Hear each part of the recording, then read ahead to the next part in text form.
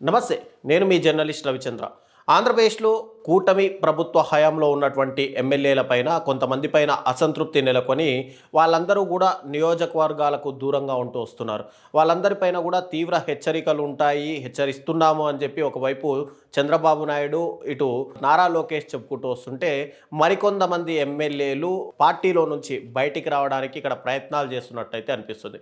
ముఖ్యంగా ఈ టాపిక్ ఎందుకు మాట్లాడాల్సి వస్తుందంటే ఏదైతే తిరుపతి జిల్లా గూడూరు ఎమ్మెల్యే పాషం సునీల్ కుమారు గూడూరు నియోజకవర్గాన్ని గనక నెల్లూరులో కలపకపోతే తాను రాజకీయాల నుంచి దూరంగా ఉంటాను, తాను ఎమ్మెల్యే పదవికి కూడా రాజీనామా చేస్తాను అని చెప్పి ఒక సంచలన వ్యాఖ్యలు చేశారు. గతంలో చంద్రబాబు నాయుడు కానీ యువగలం పాదయాత్ర అప్పుడు లోకేష్ కూడా గూడూరు నియోజకవర్గాన్ని సందర్శించినప్పుడు గూడూరు నియోజకవర్గాన్ని ఇటు తిరుపతి జిల్లాలో ఉన్నదాన్ని తీసుకెళ్ళి నెల్లూరు జిల్లాలో మేము కలుపుతామని చెప్పి గతంలోనే మాట ఇచ్చారు. ఆ మాట మీదే కట్టుబడి ఉంటారని చెప్పి పాషం సునీల్ కుమార్ కూడా చాలా ఆశలు పెట్టుకున్నారు. కానీ అధికారంలోకి వచ్చి 18 నెలలు గడిచినా కూడా ఇప్పటి వరకు అసెంబ్లీలో పాషం సునీల్ కుమార్ 2 సార్లు అసెంబ్లీలో ఇదే అంశాన్ని లేవనెత్తినా కూడా కూటమి ప్రభుత్వంలో కొంచెం కూడా చలనం కనిపించట్లేదు.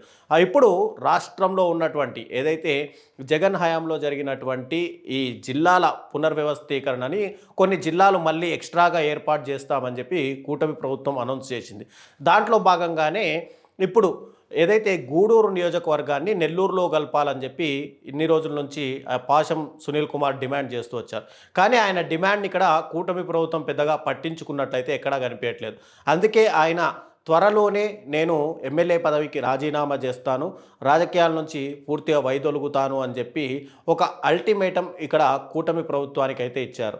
ఒకవైపు నియోజకవర్గాల్లో ఎమ్మెల్యేల పైన అసంతృప్తి ఒకవైపు ఉంటే ఉన్న ఎమ్మెల్యేలు కూడా ఎప్పుడైనా సరే ఇప్పుడు జగన్మోహన్ రెడ్డి గారికి అక్కడ రాష్ట్ర వ్యాప్తంగా మాస్ ఇమేజ్తో పాటు జన సమీకరణ జనాలు కూడా ఎక్కువ మొత్తంలో రావడంతో ఇక కూటమిలో ఉండలేము అని కొంతమంది నాయకులు ఇప్పటికే తలలు పట్టుకుంటున్నారు.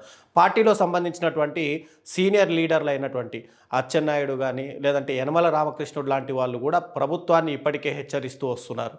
ఇదే గనక పునరావృతమైతే రాబోయే రోజుల్లో ఏదైతే 11 సీట్లు ఉన్నటువంటి వైఎస్ఆర్సీపీ మళ్ళీ పుంజుకొని మళ్ళీ 151 సీట్లకు వచ్చినా ఆశ్చర్యపోవాల్సిన అవసరం లేదు.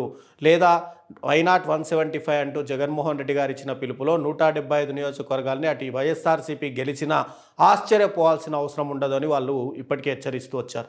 దాంట్లో భాగంగానే ఇప్పుడు నియోజకవర్గాల్లో కొంతమంది ఎమ్మెల్యేలు కూడా పార్టీని పూర్తిగా మారిపోయే అవకాశాలు అయితే స్పష్టంగా కనిపిస్తున్నాయి. ఇక కూటమి పార్టీలో ఉండడం కంటే బయటికి రావడమే ముఖ్యం, బయటికి వస్తేనే బెటర్ అనే సిచ్యువేషన్లో వాళ్ళైతే ఉన్నారు.